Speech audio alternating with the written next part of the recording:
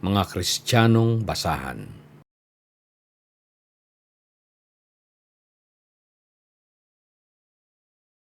Tayo ay tulad sa mga basahang pinarurumi ng kasalanan.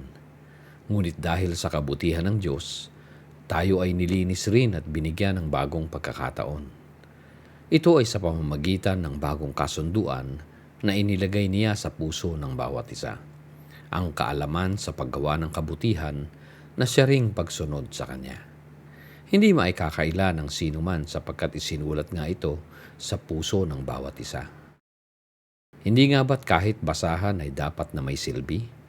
Sapagkat ito nga ay basahan, dapat lang na ginagamit itong panlinis. Ngunit kapag ang basahan ay marumi, sa halip na ito ay makalinis, ay lalo pang nagpaparumi. Gayun din nga ito sa isang Kristiyanong nagsasabi na siya ay kasangkapan ng Diyos para sa paglilinis. Paano kung siya pala ay marumi pa rin at hindi tunay na napalinis sa Diyos? Nagpapatuloy sa pagsuway at paggawa ng kasalanang sinasadya. At kapag sumobra na ang karumihan na umabot na hanggang sa mga singit ng hibla, ito ay nabubulok at nasisirang mabilis. Kapag nga ganito, ay nawawala na ng silbi, kaya't nililimot na at itinatapon sa basurahan.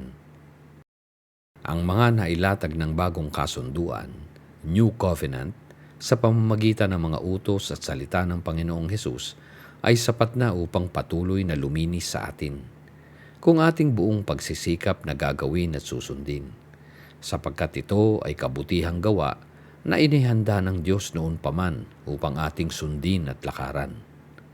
Ito ang sinabi sa sulat ni Apostol Pablo noon sa kanila. Sapagkat tayo'y kanyang gawa na nilalang kay Kristo Jesus para sa mabubuting gawa na mga inihanda ng Diyos ng una upang siya nating lakaran. Ephesians chapter 2 verse 10.